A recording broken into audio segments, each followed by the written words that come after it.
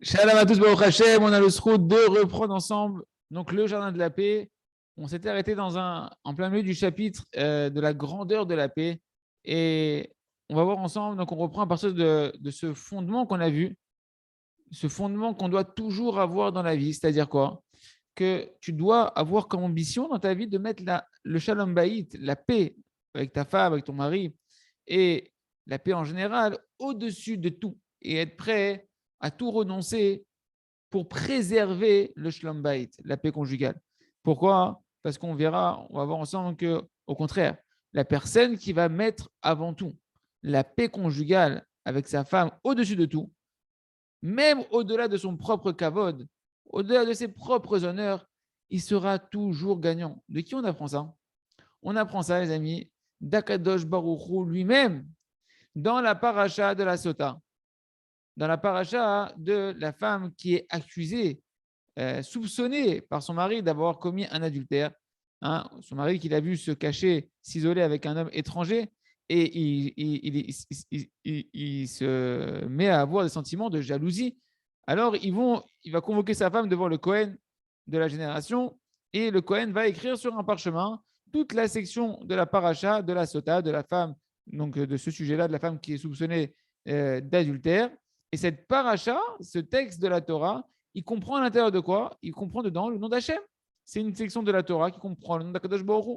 Et une fois qu'il a écrit ce parchemin, le Kohen, il trempe ce parchemin de la paracha de la Sota dans de l'eau, d'accord?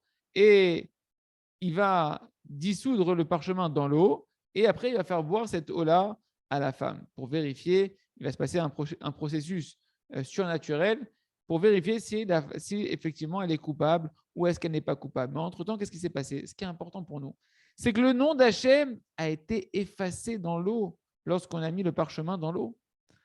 Et tout ça, pourquoi? Alors que ça, c'est un interdit grave de la Torah, d'effacer le nom d'Akadosh Baruch Hu. Et tout ça, pourquoi? Pour pouvoir prouver que cette femme-là, elle n'a pas commis d'adultère, et pour pouvoir amener la paix entre elle et son mari. Viens, on voit ici combien est grand la qualité de la paix et de la paix conjugale. Combien Kadosh Baruch Hu, qui lui-même, il accomplit la Torah, comme nos sages de Marbénis ont dit dans Bereshit Rabbah, oui, c'est marqué là-bas dans la Piskachet, d'où tu sais que Kadosh Baruch Hu, il accomplit la Torah. Hein? C'est marqué, Hachem, tu sais qu'il accomplit la mitzvah, le commandement d'aller visiter les malades. Eh bien, hier, oui, il le fait. C'est marqué dans Bereshit, chapitre 18. Voilà que Hachem, il s'est manifesté à Abraham dans les contrées de Mamré, d'accord? Et là-bas, c'était pour rendre visite à Abraham, voir son état de santé après la Brit Mila. D'où est-ce que tu sais que la Gemara me dit ensuite, d'où tu sais, le Midrash me dit, d'où tu sais que Akadosh Baruch Hu, il accomplit la mitzvah d'enterrer les morts? C'est marqué, voilà, il l'a enterré dans la contrée, dans l'endroit de Bagaï, etc., etc., etc. Et donc là, Chachamim, ils amènent comme ça plusieurs preuves des versets que Akadosh Baruch Hu, il accomplit lui-même la Torah que nous, on doit accomplir. Et pourtant, tu vois que lorsqu'on parle maintenant du Shlom Bayit, de la paix conjugale entre un homme et une femme, et qu'il y a un danger, parce que le mari soupçonne sa femme d'adultère, Hachem, il est prêt lui-même, alors qu'il accomplit la Torah, d'accomplir, d'effacer, d'accord, de pouvoir annuler une des mitzvot les plus graves de la Torah, qui est l'interdit d'effacer le nom d'Akadosh Baruch Hu, son propre nom. Et c'est ce qu'il fait quand il veut justifier que la femme est kshera en effaçant son nom dans le parchemin de la Sota. Et sur ça, nos chachamim, ils nous ont enseigné dans Vaïkra Rabbah, dans le Midrash, Piskatet, Gadol Shalom, elle est grande la paix. Apprends d'Hachem, combien elle est grande la paix. Que le nom d'Akadosh Baruch Hu qui a été écrit Bigdusha, le nom d'Hachem il a été écrit Betahara. Et bien, Akadosh Baruch Hu, il a demandé lui-même qu'on efface son nom. Pourquoi? Pour rétablir la paix, l'entente conjugale entre un homme et sa femme. Combien elle est grande la paix, apprend d'Hachem lui-même. Parce que de la paix, les amis, on ne perd jamais, on est toujours gagnant. Bien, regarde, bien que le monde entier, il a été créé pourquoi? Pour la gloire d'Hachem Idbarach, la gloire d'Hachem. Quand c'est marqué dans Yeshayahu 40, chapitre 43, verset 7, tout ce que j'ai créé, c'est pour mon nom, pour ma gloire que je l'ai créé, que je l'ai façonné et même que je l'ai fait. Comme ça, Kadosh Baruch Hu dit que tout ce qui a été créé, que tu vois sur la terre, c'est pour la gloire d'Hachem, pour la gloire du nom d'Hachem. En réalité, Kadosh Baruch Hu, tout ce qu'il a créé, c'est pour le Shlom Bayit. Parce que pour le Shlom Bayit, on voit que Kadosh Baruch Hu, il est prêt à effacer son kavod. Hachem, il est prêt à effacer son honneur pour faire la paix entre un homme et sa femme.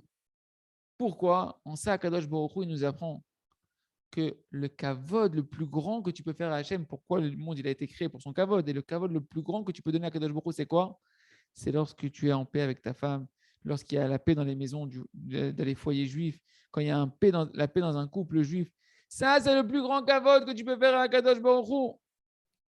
Et donc, tu vois, nous, c'est ce qu'on voit ici. Kadosh Baruch Hu, il a été prêt à renoncer à son kavod, à son honneur. On efface son nom dans la Torah, dans le parchemin, pour remettre la paix entre un homme et sa femme, qui avait été accusé d'adultère, etc. Et au final, Hachem, qu'est-ce qu'il a gagné ici? Tu dis, mais il a effacé son kavod, il a effacé son nom. Non, quand il a reconstruit le Shalom Bayit entre un homme et une femme, eh ben, il a glorifié son nom de manière encore plus grande. Et de là, on apprend un principe fondamental, les amis, pour nous, d'Hachem lui-même, que lorsqu'on renonce à quelque chose pour la paix, au détriment de la paix, pour préserver la paix, Mechila, alors on ne perd pas, on est tout le temps gagnant. Non seulement que tu vas déjà gagner la paix en elle-même, parce que tu as renoncé à cette chose-là pour préserver la paix, donc tu as gagné la paix. Qu'il n'y a pas de plus grand que ça, comme on a expliqué. Gadol Shalom, grand et la paix, on n'a rien à apprendre. Mais au final, en plus de ça, tu vas recevoir également la chose pour laquelle tu étais prêt à renoncer au début, que tu étais prêt à renoncer sur cette chose-là pour avoir la paix.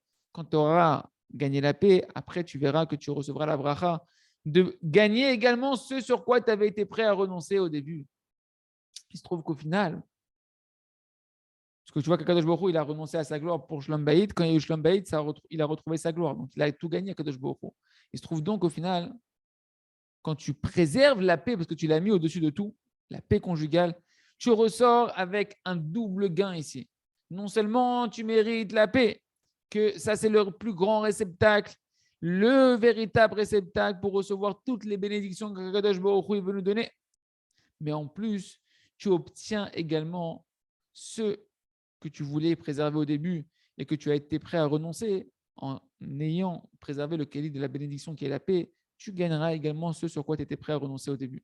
Tandis que lorsqu'une personne, il veut tenir ses positions sur un sujet qu'il n'est pas prêt à renoncer pour avoir le Shalom Bayit, non, non, moi je suis pas prêt à avoir, pour le Shalom Bayit, je ne suis pas prêt à renoncer à ça. Ça, je ne peux pas renoncer. Et bon, au final, tu verras, Chaz de Shalom, que toutes les fois où tu n'étais pas prêt à renoncer à quelque chose pour le Shalom Bayit, tu auras au final perdu même la chose que tu voulais te tenir, qui te tenait tellement à cœur, tu vas la perdre.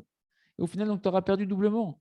Non seulement tu n'as pas la paix conjugale, et même la chose que tu voulais tellement préserver, pour laquelle tu as sacrifié la paix conjugale, et bien au final, tu l'as perdu aussi. Et là, on va voir ensemble, Batachem, plusieurs exemples dans la vie concrets. Comment ce qu'on vient de dire en théorie, ça s'applique concrètement. Miou Melech HaKavod, c'est qui? Le roi à qui revient tous les honneurs. Un homme qui n'est pas prêt à renoncer à son propre honneur pour la paix. Lorsque sa femme, elle le méprise, ou bien que maintenant, il sent qu'on lui a manqué un peu d'honneur et qu'il veut être rigoureux. Et il commence à répondre, à ouvrir la bouche, à ouvrir sa poubelle et à commencer à répondre pour protéger son honneur. Au final, il va être beaucoup plus méprisé que si jamais il avait renoncé à son kavod un petit peu pour la Shalom Bayit. Pourquoi? Parce que si tu commences à répondre pour préserver ton honneur, eh ben, tu vas perdre, tu vas endommager ta paix conjugale. Et il n'y a pas de plus grande honte que quelqu'un qui n'a pas la paix conjugale dans son foyer, dans sa maison. Parce qu'on sait qu'un homme qui n'a pas la paix conjugale, dans la société, il est considéré comme quelqu'un de raté. Il a raté. C'est un raté. Sa vie, elle est ratée. Il n'y a pas de plus grande honte quand tout le monde regarde cette personne-là et dit oh, quel idiot. Il n'est pas capable d'avoir la paix conjugale. Et en plus, qui c'est qu'il est en train de mépriser ici? C'est qui qu'il est en train de mépriser? Sur qui il crache? Sur la merde de ses propres enfants? Non, réfléchis, comment c'est possible qu'un homme il va marcher avec son orgueil de vouloir absolument prouver qu'il a raison et en plus maintenant il va aller raconter aux autres tous les méfaits de sa femme, tous les défauts de sa femme, combien sa femme a la tort, etc. Et il ne se rend même pas compte dans quelle honte il est en train de se mettre lui-même. Il se met des hontes sur lui-même. Il est en train de mettre la honte en racontant à tout le monde ses problèmes de Shlom Bayit, la honte de toute sa maison, sur toute la maison, il met la honte. Il méprise ça, il est en train de mettre la honte sur sa maison, sur sa femme, sur ses enfants, et tout ça pourquoi? Parce qu'il veut tenir position dans le fait qu'il pense qu'on lui doit des honneurs et qu'on lui a manqué de kavod. Alors c'est sûr que toute sa valeur en réalité, tout l'honneur qu'il avait, qui lui appartenait aux yeux de sa femme et ses enfants, il va commencer à dégringoler. Et les gens de sa propre maison, ils vont le mépriser, ils vont avoir honte de lui. Parce que comment tu veux au final, comment tu veux cacher des problèmes de Shlom Bayit des voisins, des gens qui te connaissent, qui connaissent la famille, etc. Parce que la femme, elle n'a pas le choix à un moment donné que de déverser son cœur à sa meilleure amie ou bien à sa mère. Et au final, tout le monde va finir par savoir que dans cette maison, il n'y a pas de paix. Ou bien que les voisins ils vont l'entendre, ou bien que les gens, les voisins et ceux qui côtoient ces familles-là, ils voient le visage de la femme et du mari qui sont des visages éteints. Quelle honte! Aïe, aïe, aïe, aïe, aïe, aïe! Quelle honte à supporter, Amash, quand tu vois que les gens ils voient que tu n'as pas Shlom Bayit. C'est une honte terrible à supporter. On connaît ces histoires qui sont très, très dures. Donc au final, il n'était pas prêt à préserver la paix parce qu'il voulait préserver son honneur. Et donc, au final, il a perdu complètement tout l'honneur qu'il voulait préserver. Et ça lui a engendré au final des beaucoup plus grandes hontes que les petites hontes qu'il aurait dû subir avec sa femme, Ken. Et ça a engendré des hontes sur lui-même, sur sa femme, sur ses enfants, sur ses parents, sur ses rabbanim, que tous ceux que lui représente, les hontes qui viennent sur son problème de Shlom Bayit, elles se répercutent sur eux aussi. Et on voit s'accomplir sur cette personne-là, que Dieu nous en préserve, la phrase, le principe de nos sages, que celui qui poursuit les honneurs le fuient. Tu étais prêt, tu voulais garder tes honneurs, tu ne voulais pas renoncer à ton honneur, et à cause de ça, tu as sacrifié ta paix conjugale, tu t'amènes des hontes sur toi et l'honneur est en train de te fuir. Tandis que si une personne elle faisait le véritable Reshbon Amiti, la véritable compte, la véritable introspection, et qu'il aurait mis au final, comme on est en train d'expliquer ici, ce qu'il faut faire, la paix au-dessus de tout, même au-dessus de ton honneur, monsieur, tu dois mettre la paix. Alors, tu mériteras de recevoir le véritable honneur. C'est quoi le véritable honneur? C'est la paix conjugale. Parce que tout le monde sait combien c'est honorable aux yeux des gens lorsqu'on voit une personne qui sait se contrôler, qui a la maîtrise de ses émotions, qui sait outrepasser lorsqu'on lui fait honte, on voit s'accomplir sur lui ce qui est marqué dans la Gemara Shabbat, page 88. Ceux à qui on fait honte et qui ne répondent pas en faisant honte. Ceux qui savent entendre quand on leur fait honte et qui ne répondent pas. Sur eux, le verset dit dans Shoftim, Ve'ohavav, ceux que Hachem il aime, ils sont comme le soleil qui sort dans toute sa puissance. Il vit en paix avec sa femme. Il sait renoncer à son honneur. Il sait outrepasser à ce que lui voudrait pour faire plaisir à l'autre. Il sait consoler sa femme, il sait la soutenir, il sait la réconforter, il sait l'honorer, il sait la réjouir. Comme nous ça, ils ont dit, c'est qui celui qui est honorable? C'est celui qui honore les créatures. Nos sages, ils n'ont pas dit de mémoire béni, c'est qui celui qui est honorable? C'est celui que tout le monde l'honneur. Non, pas du tout. Celui qui honore les autres. Tout l'inverse de ce que nous, on pourrait penser, c'est celui qui honore les autres. Celui-là, c'est l'homme qui est honorable. Alors, bien évidemment, celui-là, son honneur, il va énormément grandir aux yeux de sa femme, aux yeux de ses enfants. Quand lui, il voit une image de quelqu'un qui est serein, d'un homme qui a des traits de caractère qui sont raffinés, et ça lui donne une image dans sa maison de royauté.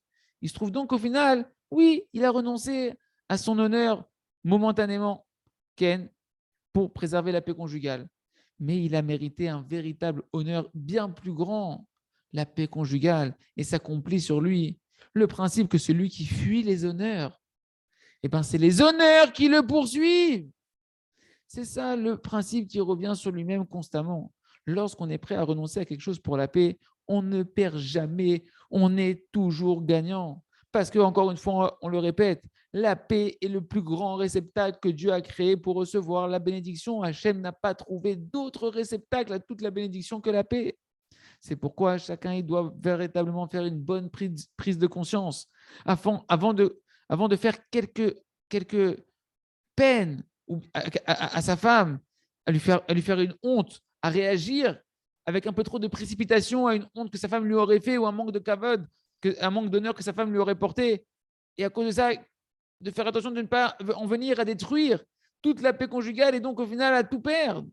Il faut faire une bonne prise de conscience car l'essentiel du travail, mes amis, c'est de mériter d'avoir une foi parfaite qui est quand on aura la foi que tout ce qui se passe, ça vient d'Hachem, qu'on a expliqué au début du livre, que la femme, c'est le miroir de l'intériorité de l'homme, que c'est le haut-parleur d'Hachem, que tout c'est Hachem. À ce moment-là, une personne elle peut se nettoyer de tous les mauvais traits de caractère, de tous les mauvais désirs. Elle peut quitter la poursuite des déshonneurs et acquérir tous les bons traits de caractère et grâce à ça avoir une véritable paix conjugale. On va s'arrêter là pour aujourd'hui, Beth Hachem, et on verra ensemble d'autres exemples, merci Hachem, que le Rav va nous amener sur le fait que quand on est prêt à renoncer à quelque chose pour préserver la paix conjugale, eh ben on est toujours gagnant. On verra dans la Parnassa, pour les problèmes d'argent, d'être prêt à laisser sa femme, eh ben des fois faire des dépenses qui paraissent futiles. On verra ça avec les enfants également. Et ben Hachem, on verra combien on est toujours gagnant à 100%.